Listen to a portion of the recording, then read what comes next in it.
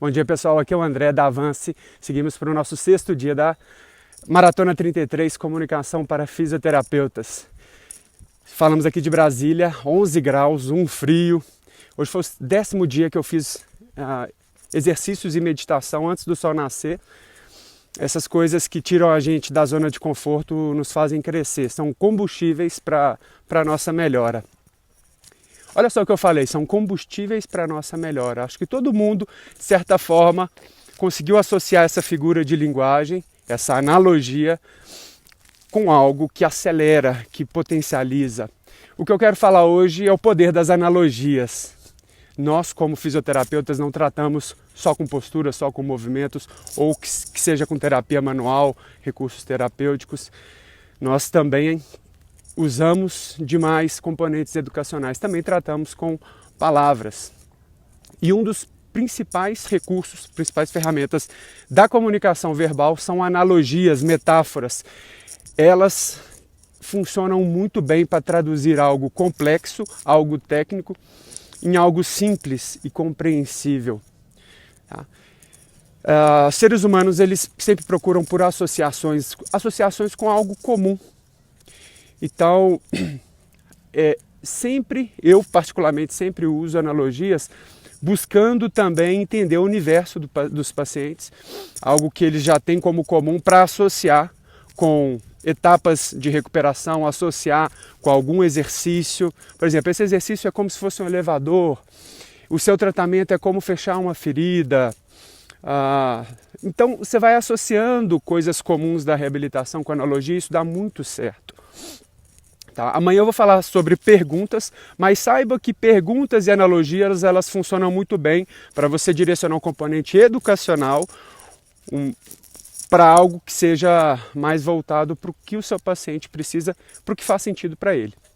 Hoje eu quero só trazer um caso real onde eu utilizei muito de um componente educacional, além de analogias também, perguntas. Eu atendi na semana passada uma paciente que teve uma fratura de tornozelo, ela fez um procedimento cirúrgico, colocou parafusos e ela começou 2 semanas comigo. Na verdade, essa é a 3ª.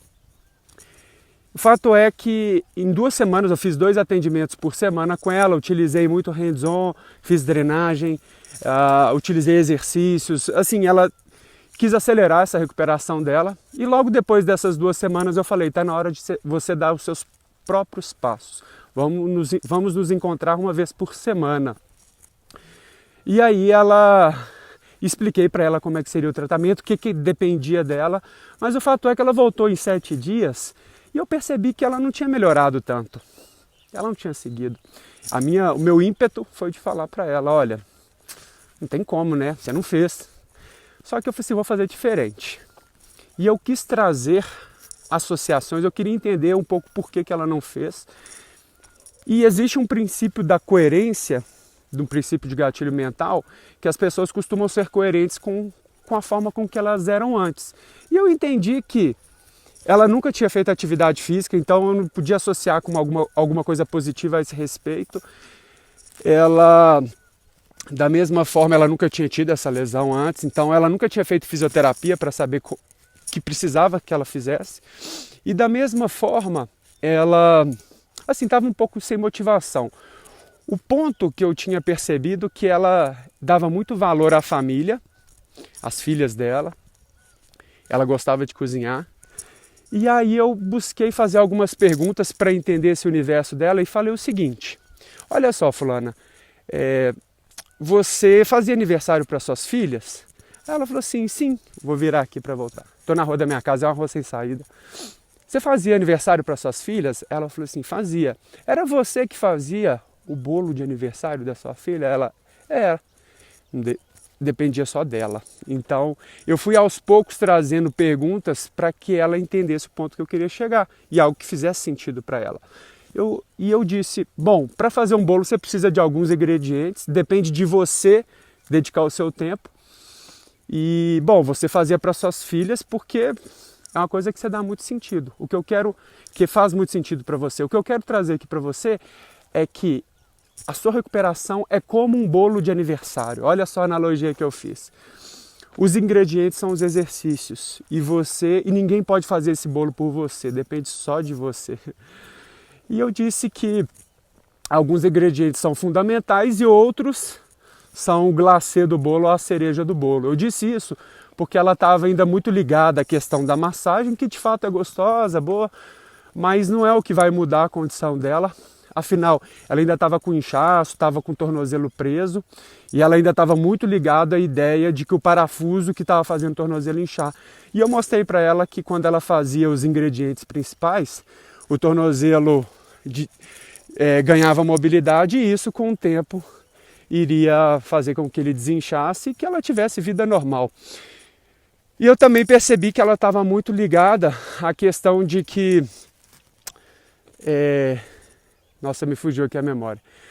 Mas ela estava muito ligada que era uma coisa que demorava. Bom, o fato é que eu associei alguns exercícios, por exemplo, a dorsiflexão, com um pouco menos de peso do corpo, como a farinha.